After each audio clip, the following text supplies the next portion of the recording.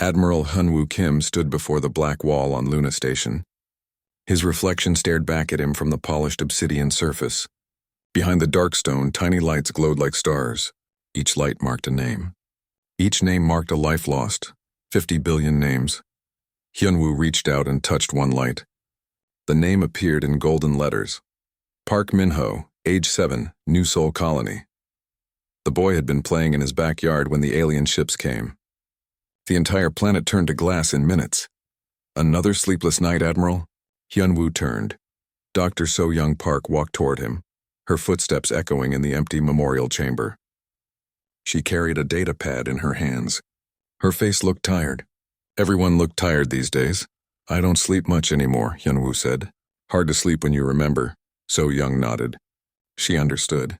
Everyone who survived the war understood. The aliens called it the Hegemony War. Humans called it the slaughter. I have news, So-young said. She held up the data pad. A message came through the diplomatic channels. From the Hegemony Council. Hyunwoo's jaw tightened. The Hegemony Council. 12 alien species who decided humanity needed to be civilized. They thought humans were too violent. Too dangerous, so they tried to wipe them out. What do they want now? Hyunwoo asked. They want us at a peace summit, on Kepler Station. They say it's time to move forward. Time to heal. Hyunwoo laughed, but there was no humor in it. Heal? They burned our children alive and they want us to heal? So-young touched his arm. I know, but we have to be smart about this. We can't let them know what we're really doing. What they were really doing.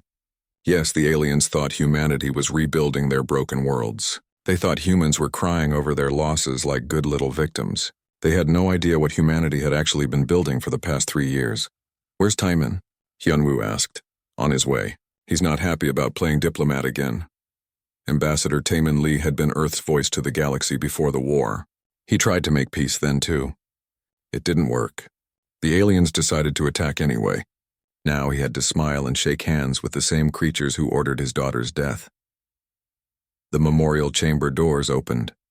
Taemin walked in, his diplomatic uniform perfect as always. But his eyes were cold. Dead. The war had killed something inside all of them. Admiral, Doctor. Taemin nodded to them. I assume you've heard about the summit. What's your read on it? Hyunwoo asked. Taemin was quiet for a moment. He stared at the memorial wall. They're scared. The message was too polite. Too careful. 3 years ago they sent demands. Now they send requests. Good, So-young said. Fear means they're thinking. Fear also makes them dangerous, Taemin warned. A scared animal fights harder when it's cornered. Hyunwoo smiled. It was not a pleasant smile. Then it's good we're not the ones who are cornered. The 3 humans stood in silence, looking at the wall of names. Each of them had lost everything in the war. Family, friends, homeworlds.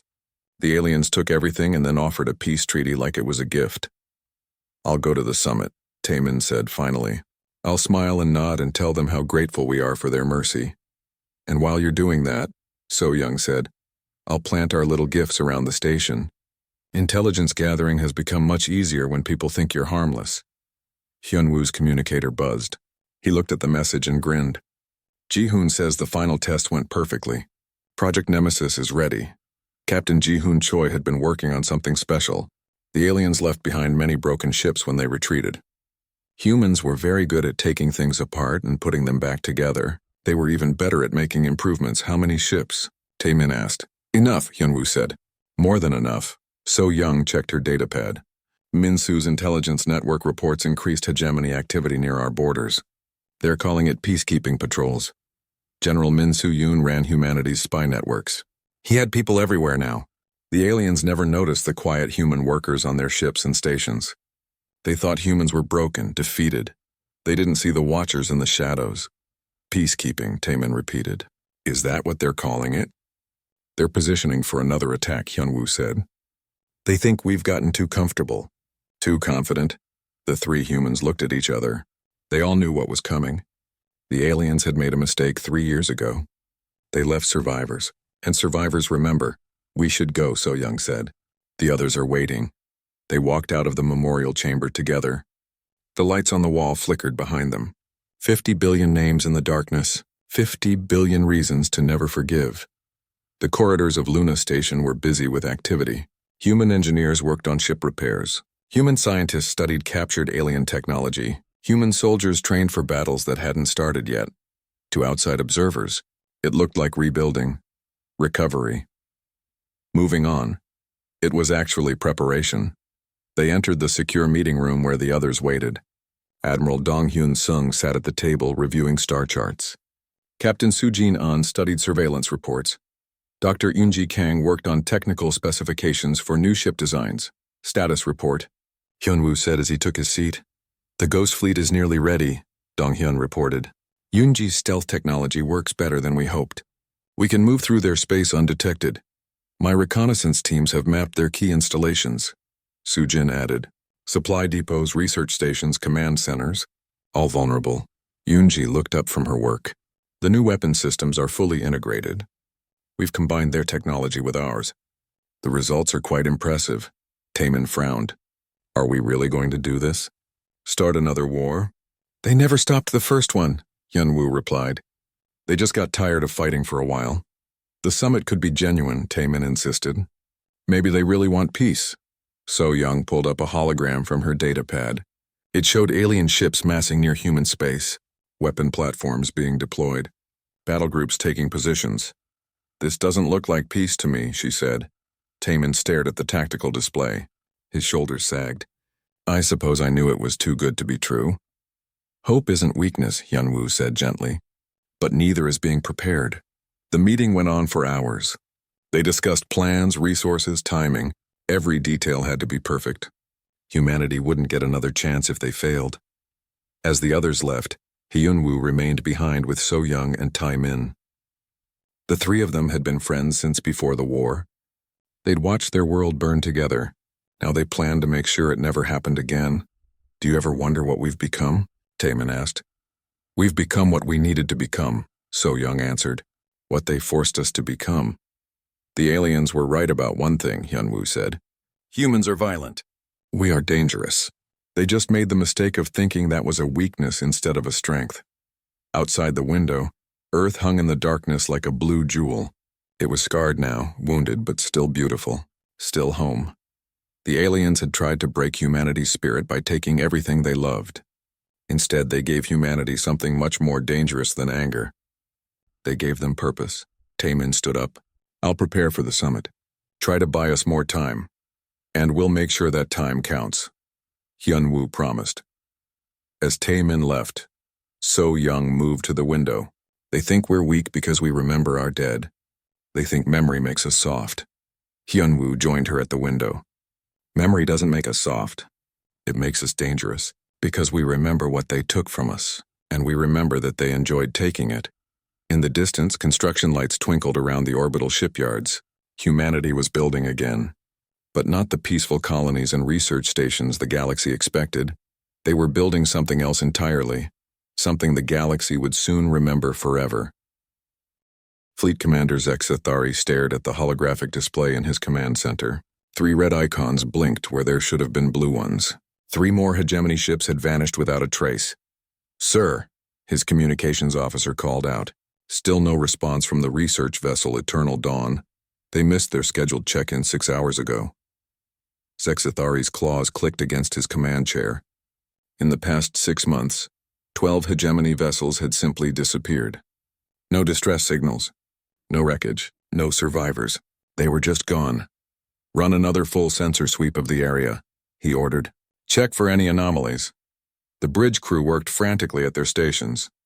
Lights flickered across control panels as the ship's sensors reached out into empty space.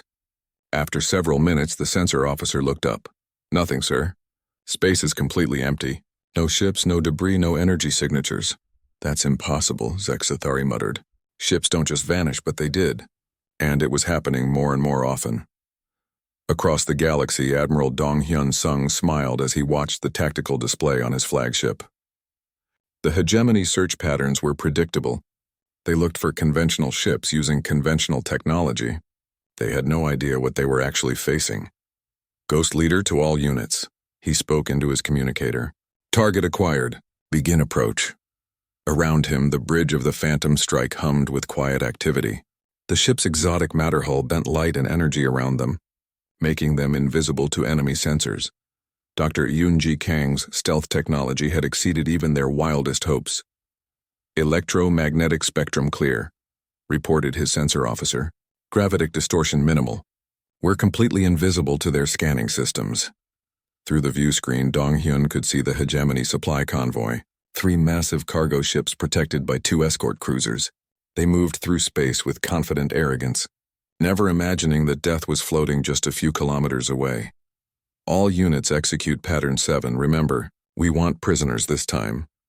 The Ghost Fleet moved like shadows through the void, 30 ships that didn't exist on any scanner, crewed by humans who had learned to think like hunters. They surrounded the convoy in a perfect sphere, cutting off all escape routes. The first indication the aliens had of trouble was when their escort ships simply stopped working. Human cyber warfare specialists had spent months studying captured hegemony computer systems. Now they could slide through alien firewalls like they weren't even there. "This is Commander Hyjin Park to hegemony vessels." The transmission crackled across all frequencies. "Your ships are disabled. Your weapons are offline. Surrender now and you will be treated according to interstellar law." On the lead hegemony ship, chaos erupted on the bridge. Alien officers shouted orders at control panels that no longer responded. Emergency lights flashed red as system after system failed. "How are they doing this?" the convoy commander demanded. "Our sensors show nothing but empty space." "Sir," his communications officer called out, "they're demanding our surrender. Should we attempt to fight?" The commander looked at his tactical display. All his weapons showed offline. His engines were dead. His shields were down. Whatever was out there had turned his powerful warships into floating coffins. "Do we have any choice?" he asked bitterly. The boarding operation was swift and professional.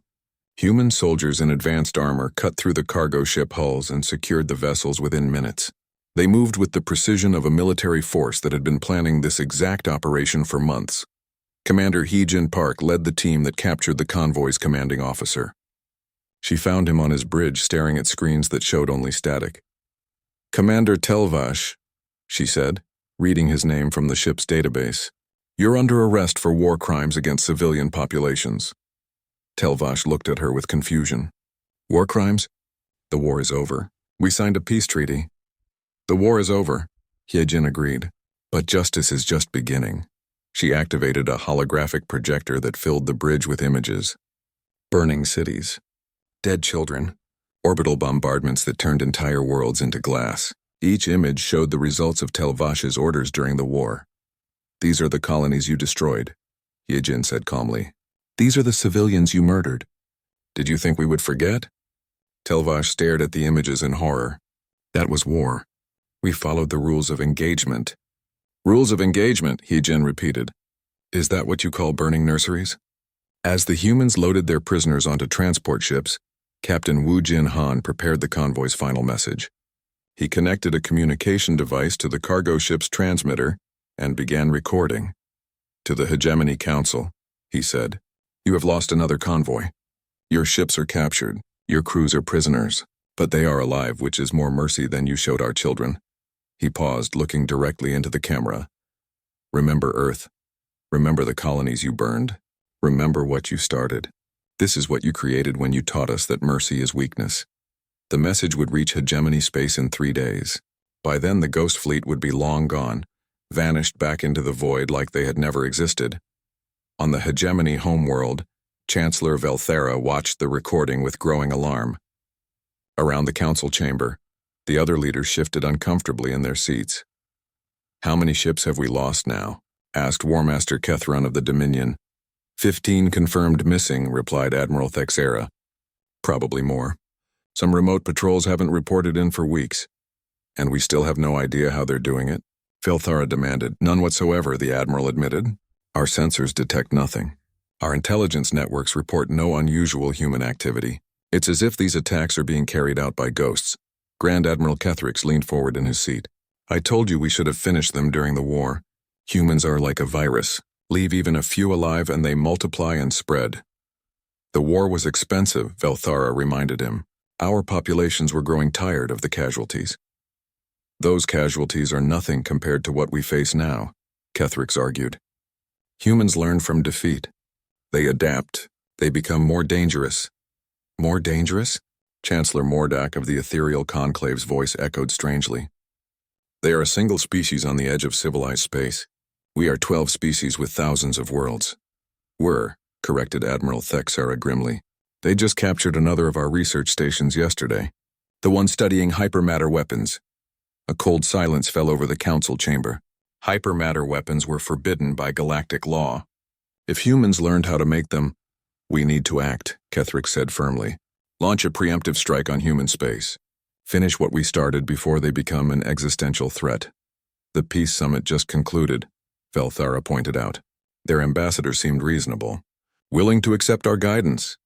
Their ambassador is playing for time, Ketherick replied, while he smiles and makes diplomatic noises.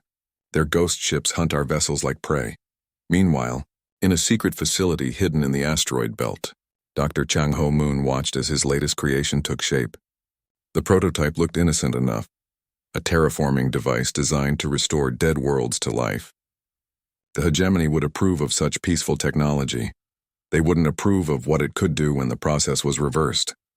How long until it's ready? Asked General Min Soo-yoon as he observed the construction. 2 weeks for this prototype, Chang Ho replied. 6 months for full production models. And the delivery system? Admiral Sung's ghost ships can deploy them undetected. The aliens will never see them coming. Min Soo nodded grimly. Good.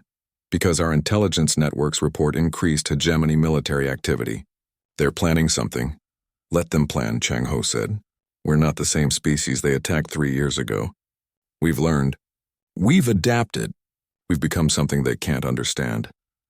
In deep space, Captain Sujin An received new orders from Fleet Command. Her ship, the Silent Thunder, was to penetrate deeper into hegemony territory than any human vessel had gone since the war.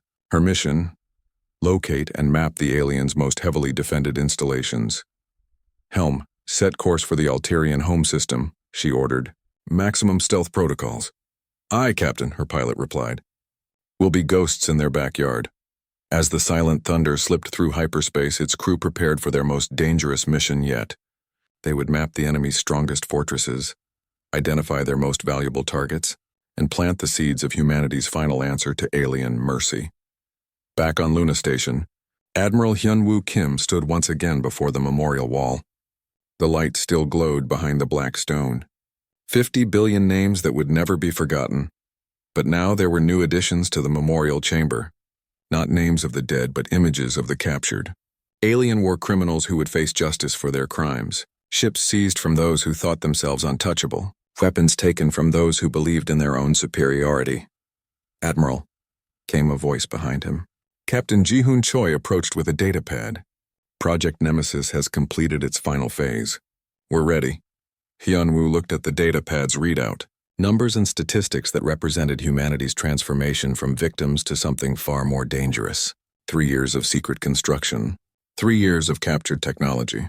3 years of careful planning. How many ships? He asked. Kepler Station floated in the void between stars, a massive structure built for one purpose, neutral ground. No weapons were allowed here. No military ships could dock. It was supposed to be a place where enemies could meet and talk without fear. Ambassador Taemin Lee walked through the station's central hub, his diplomatic credentials glowing on his chest. Around him, beings from across the galaxy moved with careful politeness. Everyone smiled. Everyone bowed. Everyone pretended they hadn't spent years trying to kill each other. The hegemony delegates had arrived in ships that looked like floating palaces. Gold and silver hulls that caught the light of distant stars. Inside, alien nobles wore robes that cost more than most planets' yearly budgets. They acted like they were doing humanity a favor just by being here. Taemin's jaw hurt from forcing himself to smile. Ambassador Lee. The voice came from behind him. Taemin turned to see Chancellor Velthara of the Alterian Collective approaching. She was tall and graceful, with skin like polished marble and eyes that seemed to glow. Beautiful and deadly. Chancellor, Taemin said, bowing just deep enough to be polite but not enough to show weakness. Thank you for making this summit possible. The pleasure is ours, Velthara replied. Her voice sounded like music, but Taemin remembered hearing that same voice on the recordings. The voice that gave the order to burn the children's hospital on Harmony Colony. They walked together toward the main assembly hall. Other delegates joined them. The Korthak Dominion sent their war speaker, a massive creature covered in natural armor. The ethereal conclave's representative floated in a containment field, more energy than matter. 12 species, 12 civilizations that decided humanity needed to die. I trust your journey was pleasant? Velthara asked. Very peaceful, Tamin lied. The human transport ship had been followed by hegemony escorts the entire way. Peaceful like a knife to the throat was peaceful. Dr. So-Young Park was already in the hall, setting up humanity's presentation materials. She looked every inch the dedicated scientist, focused on her work. No one paid attention to her. Scientists weren't threatening. They didn't notice her planting tiny devices in the ventilation system. The assembly hall could hold thousands. Today it held maybe 200 beings, but they represented the most powerful civilizations in the galaxy. Tamin found his assigned seat and tried not to think about how many humans had died on the orders of the creatures sitting around him. Chancellor Velthara took the central podium. The lights dimmed and her voice carried to every corner of the hall. Friends, colleagues, fellow seekers of peace, she began. We gather here today to heal old wounds, to move beyond the mistakes of the past, mistakes. She called genocide a mistake. The recent conflict between the hegemony and humanity was regrettable. War always is, but war also teaches us lessons. It shows us that violence breeds only more violence, that hatred leads only to destruction. Tamin listened to her speech and thought about his daughter, 8 years old when the bombs fell. She was in school learning about the stars, learning about all the wonderful species that lived among them, the same species that decided she was too dangerous to live. Today we extend our hand to humanity, Velthara continued. We invite you to join the galactic community as junior partners. Under our guidance, you can learn to control your aggressive instincts. You can become the peaceful species we know you can be, junior partners. Guided, controlled, pretty words that meant slavery. The other alien delegates nodded approvingly. They spoke of humanity's natural aggression and need for careful supervision. They talked about limiting human expansion, regulating human technology, monitoring human communication. All for the good of galactic peace, of course. When it was Taimin's turn to speak, he stood slowly. The hall fell quiet. Every eye was on him. Honored representatives, he began, his voice steady. Humanity is deeply grateful for your generous offer. The lies came easily now. 3 years of practice had made him good at this. We understand the concerns about our species. We know we have much to learn about living peacefully with our galactic neighbors. Your wisdom and guidance would be invaluable to us. He paused, looking around the room. So many faces, so many killers pretending to be peacekeepers. However, such an important decision requires careful consideration by our leadership. We hope you'll understand if we need time to discuss your proposal thoroughly. Velthara smiled. It was supposed to look kind, but Tamin saw the coldness behind it. Of course, Ambassador. We wouldn't expect an immediate answer to such a generous offer. Take all the time you need. All the time you need. The words carried a threat. Take too long and the offer might become a demand. The session continued for hours. More speeches about peace and cooperation. More thinly veiled threats disguised as concern. Tamin played his part, asking careful questions and making diplomatic noises. Meanwhile, Dr. So-Young Park worked at her station, analyzing peaceful reconstruction data from human colonies. Her presentation showed hospitals being rebuilt, schools reopening, families moving back to restored cities. The aliens watched approvingly. Humans being good little victims, learning to accept their place. They didn't know she was simultaneously hacking their communication systems. During the lunch break, Tamin found So-Young in one of the station's observation lounges. She was looking out at the stars, but her hands were working on a tablet hidden in her lap. How's the intelligence gathering going? He asked quietly. Better than expected, she replied without looking at him. Their security is focused on preventing physical attacks. They're not worried about information warfare. What are you finding? Command frequencies, encryption keys, fleet deployment schedules. They're not even trying to hide their preparations for another attack on our space. Tamin sat beside her. How long do we have? 6 months, maybe 8. They're waiting for the summit results. If we reject their offer, they'll claim we're too dangerous to leave alone. Through the observation window, Tamin could see human ships in the distance. Captain Sujin On's stealth vessel, the Silent Thunder, looked like a simple transport, The aliens scanning it would see cargo holds and passenger quarters. They wouldn't see the advanced sensor arrays mapping every ship and defense platform around the station. The irony is almost funny, So Young said. They write about us being dangerous. They just don't understand how dangerous. That evening there was a formal dinner. The aliens put on a spectacular show.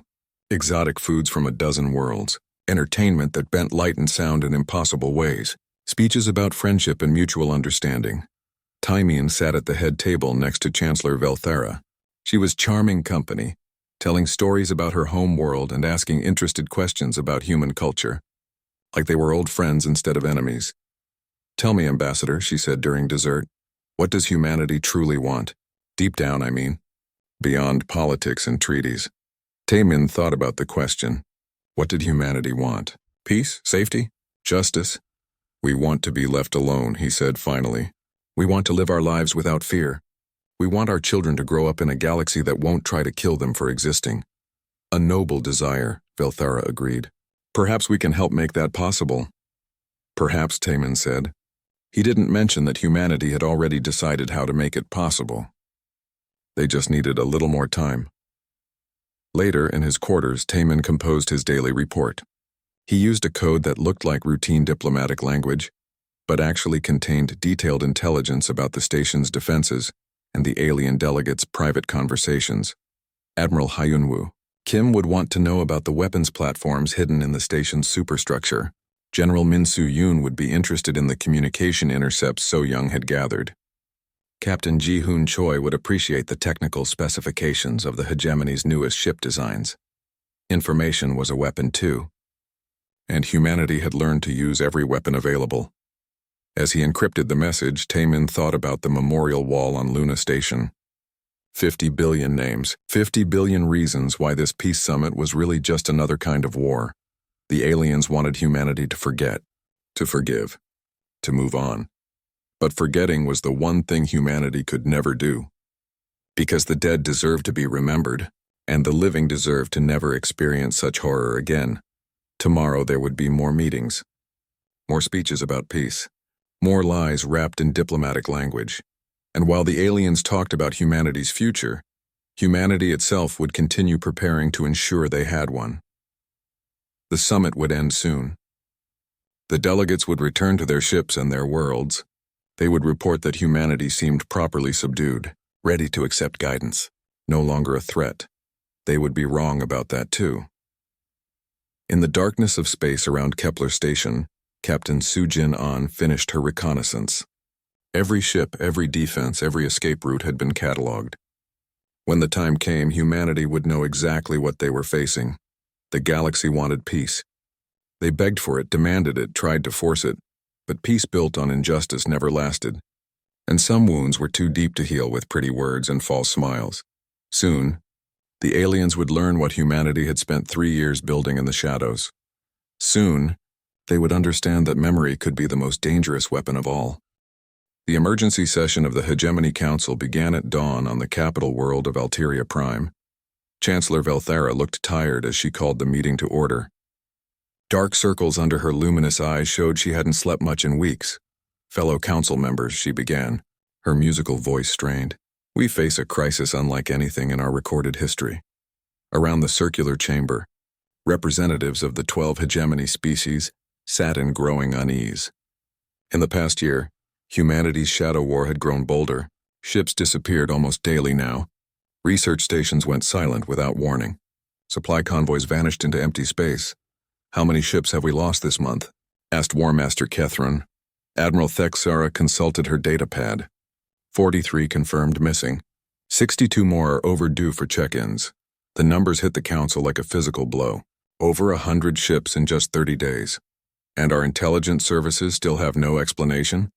demanded Chancellor Mordak. "None," Thexara admitted. "Our best analysts call it impossible. You cannot hide fleets of ships.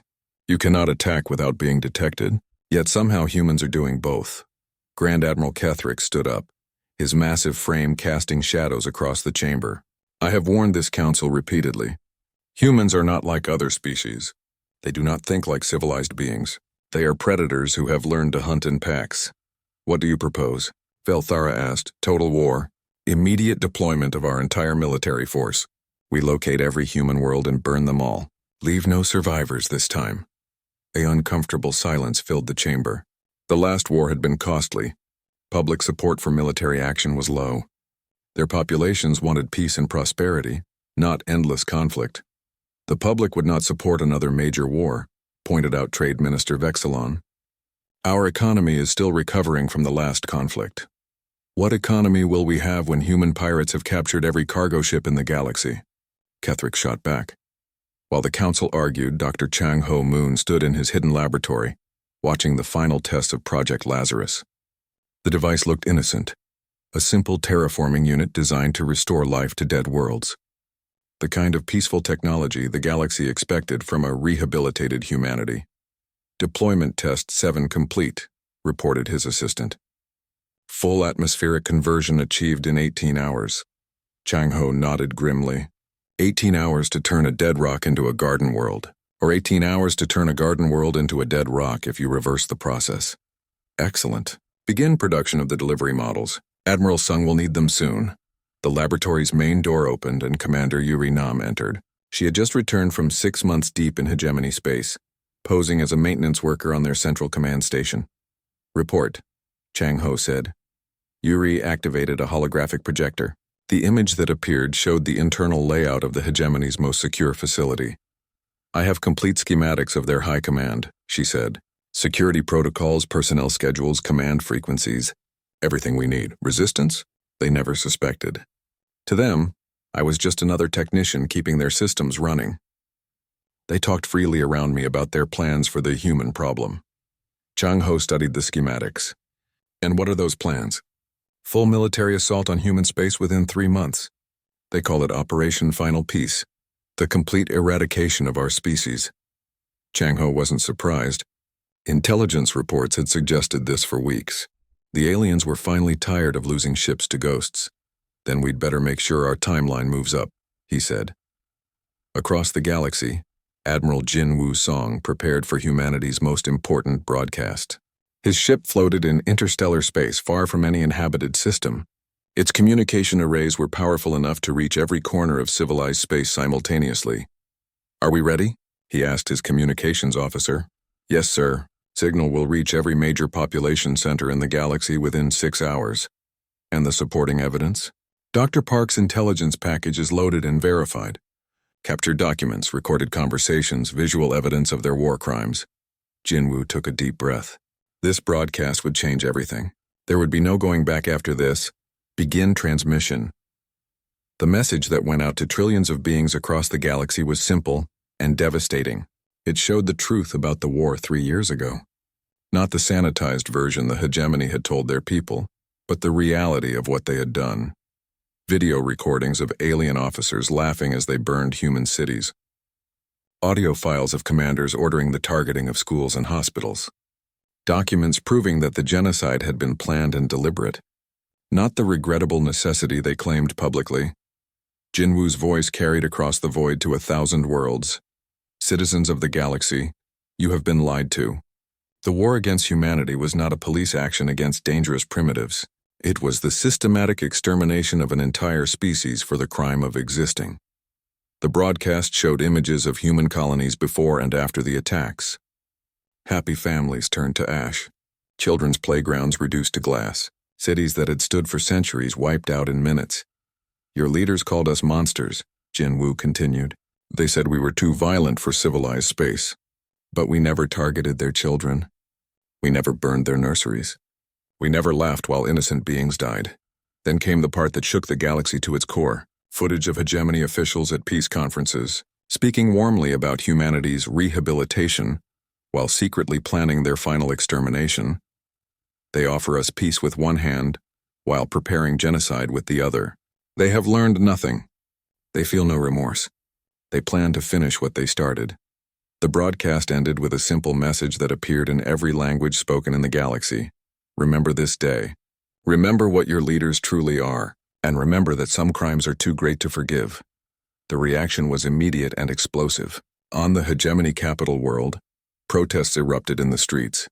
Citizens who had been told they were bringing Peace to the Galaxy discovered they had been supporting mass. Murder Chancellor Velthera watched the riots from her office window as her security chief briefed her on the spreading unrest. Well, major cities reporting civil disorder, he said. The outer colonies are demanding investigations. 3 member species are threatening to withdraw from the hegemony. Can we contain this? Velthera asked. Not unless we shut down all communication networks galaxy-wide, and even then, the information is already spreading too fast. On distant worlds, species that had lived under hegemony rule for centuries began to ask uncomfortable questions. If the humans were telling the truth about the war, what else had their leaders lied about? Meanwhile, in the Outer Rim, Chief Engineer Boram Shin watched as the final components of the Reckoning engine locked into place.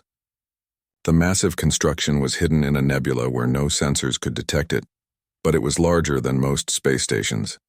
Final power coupling complete, reported her assistant. All systems showing green. Boram activated the main display, showing the engine's status. Weapon fabrication facilities operational. Ship construction bays operational. AI processing centers operational. Resource collection systems operational. Begin Phase 1 production, she ordered. Authorization. Remember Earth. Deep in the engine's core, machines that had been designed by humanity's brightest minds and built with captured alien technology began their work. They would produce ships unlike anything the galaxy had ever seen, vessels that felt no fear, needed no rest, and showed no mercy to those who had shown none to humanity. Each ship would be crewed by artificial intelligence, programmed with the memories of every human who had died in the war. They would remember the children of New Sol. They would remember the families of Harmony Colony. They would remember 50 billion names carved in obsidian stone.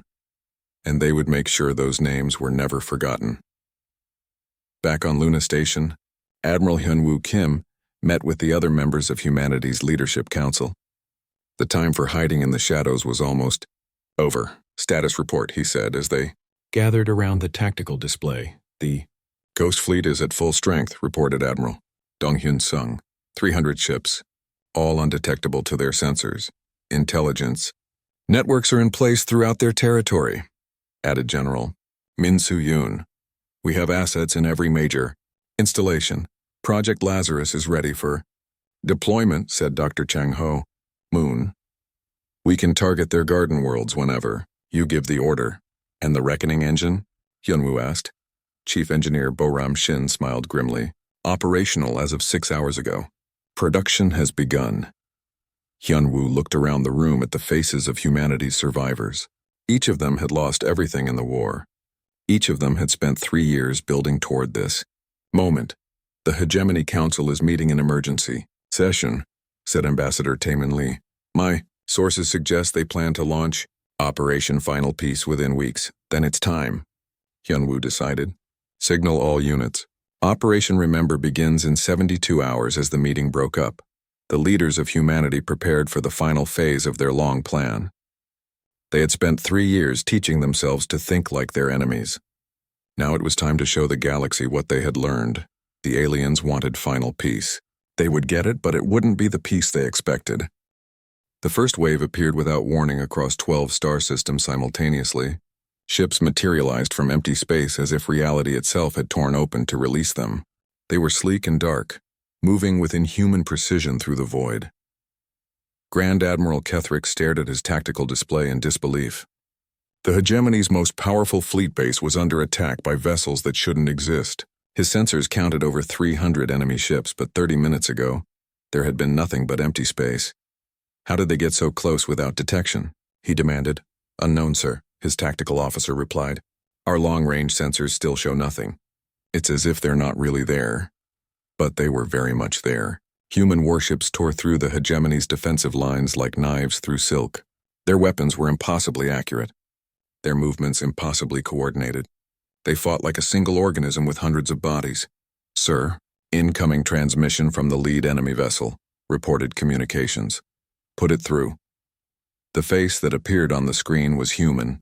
But something was wrong with the eyes. They were too cold, too focused, like looking into the gaze of a machine that had learned to hate. I am Fleet Captain AI 7741, the figure said in a perfectly calm voice. I carry the memories of Captain Lee Sung-ho, who died defending New Geneva Colony. I remember his wife. I remember his children.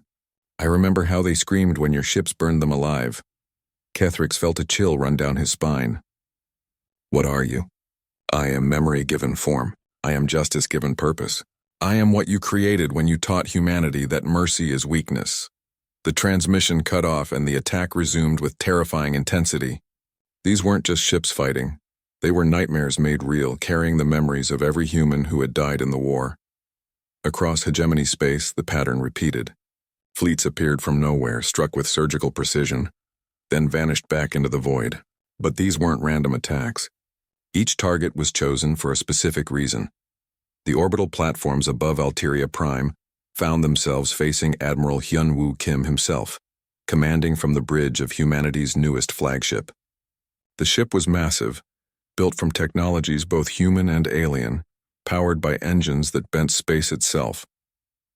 Chancellor Velthera, Kim's voice echoed across all hegemony communication frequencies.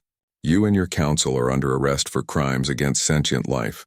On the planet below, Velthara watched from her palace as human ships surrounded her world. Her security forces were helpless. Her defensive fleets had been swept aside like dust. How? She whispered to herself. How did they become so powerful? The answer came in the form of Grand Marshal Kyung-Soo Baek, whose forces had just captured the hegemony's central military command. His ships were crewed by artificial intelligences that never tired, never wavered, never showed mercy to those who had shown none to humanity's children. You taught us well, Beck said when Velthara's surrender transmission reached him. You showed us that the only way to prevent genocide is to become something that can stop it.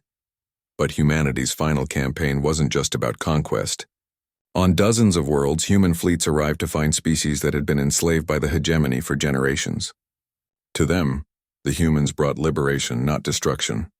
Commander Yuri Nam led the forces that freed the mining colonies of the Kresh species. These beings had been working in hegemony factories for over a century, their own world stripped bare to feed alien luxury. You're free, she told the Kresh workers, as human soldiers cut their chains. The hegemony will never own you again. Similar scenes played out across the galaxy as humanity's fleets systematically dismantled the empire that had tried to destroy them. But they weren't conquerors in the traditional sense. They were liberators with very long memories. President Hae-won-young addressed the galaxy from Earth's restored capital, her words carrying to every inhabited world simultaneously. 3 years ago, the hegemony told you that humanity was too violent for civilized space. They were right. We are violent. We are dangerous. We remember every wound and every loss. Behind her, the rebuilt city of New Seoul stretched toward the horizon. Where once there had been glass and ash, now there were parks and schools and hospitals. Life had returned, but the memory of death remained. But our violence has purpose, Jung continued. Our danger has limits. We do not burn children for the crime of existing. We do not laugh while innocents die. We do not call genocide a regrettable necessity. The broadcast showed images from across the galaxy. Human fleets accepting the surrender of hegemony forces. Human aid ships bringing food and medicine to liberated worlds. Human engineers helping rebuild civilizations that had been crushed under alien rule. Today we offer the galaxy a choice, Jung said. Join us in building a future where no species fears extinction simply for existing. Help us create a civilization based on mutual respect instead of domination. Or stand with those who believe that might makes right. Those who think genocide is acceptable when it's convenient. Those who have learned nothing from 3 years of consequences. The response was swift and decisive. Within hours, over 60 species had declared their independence from the hegemony. Within days, member worlds were surrendering to human forces rather than fighting them. Chancellor Velthera found herself alone in her palace, as her government crumbled around her. One by one, her council members had been captured or had fled. Her fleets were destroyed or scattered. Her empire was dissolving like salt in water. The final confrontation came when Admiral Hyun-Woo Kim walked into her throne room, flanked by human soldiers. She stood waiting for him, no longer the elegant leader who had spoken of peace and guidance. Now she just looked tired and defeated. Admiral Kim, she said formally, I suppose you've come to gloat. No, Kim replied quietly. I've come to give you the same choice you gave us 3 years ago. Velthara frowned. What choice is that? Learn to live peacefully with your neighbors or face the consequences of your actions. She laughed bitterly. You're offering me mercy? After everything that's happened? I'm offering you justice, Kim corrected. You'll stand trial for your crimes. If you're found guilty, you'll spend the rest of your life helping to rebuild what you destroyed. If you refuse, you'll share the fate you chose for our children. Belthera looked around her empty throne room. Through the windows, she could see human ships in orbit. On the walls, portraits of past hegemony leaders watched in silent judgment. The empire they had built was ending, not with glorious battle, but with simple accountability. And if I cooperate? If I help you rebuild? She asked. Then maybe in time you can learn what we learned during 3 years of grief. That memory doesn't have to mean vengeance. That strength doesn't require cruelty. That the universe can be better than what we inherited. Years later, Dr. So-Young Park stood once again in the memorial chamber on Luna Station. The black wall was still there, and the 50 billion names still glowed in the darkness. But the chamber had changed. Now it was surrounded by gardens where children from dozens of species played together. Human children and alien children, learning to build a future their parents could barely imagine. The memorial was no longer just a place of grief. It had become a place of remembrance and renewal. A reminder of what happened when civilized beings forgot that civilization required constant vigilance. Ambassador Taemin Lee, now Director of Interspecies Relations, found her there during his evening walk. His hair had gone gray in the years since the war, but his eyes were no longer cold. How are the trials proceeding? So-Young asked. Slowly but fairly, Taemin replied. Some of the war criminals are actually proving helpful in the reconstruction efforts. Amazing what people can become when they're forced to confront what they've done. Through the chamber's windows, they could see the orbital shipyards where human and alien engineers worked side by side, no longer building weapons of war but vessels of exploration and trade, ships that would carry civilization to new worlds instead of destroying the ones that already existed. Do you think we did the right thing? So-Young asked. Becoming what we became? Taemin was quiet for a long moment, considering the question. I think we became what we needed to become. What the galaxy forced us to become. The question is whether we can now become something better. And can we? He smiled, watching the children play in the gardens beyond the memorial wall. Human children and alien children, making friends and learning that the universe was big enough for all of them. Look around, he said. I think we already are. The memorial lights flickered behind the obsidian stone, 50 billion names that would never be forgotten. But they were no longer just reminders of loss. They had become promises. Promises that such horrors would never happen again to any species anywhere in the galaxy. Humanity had learned to remember without being consumed by hatred. They had learned to be strong without being cruel. They had learned that the best way to honor the dead was to protect the living. The galaxy had pleaded for peace, and eventually, they had found it. Not the false peace of the strong dominating the weak, but the true peace of mutual respect and shared responsibility. It hadn't been easy. It hadn't been quick, and it had required humanity to become something they never wanted to be.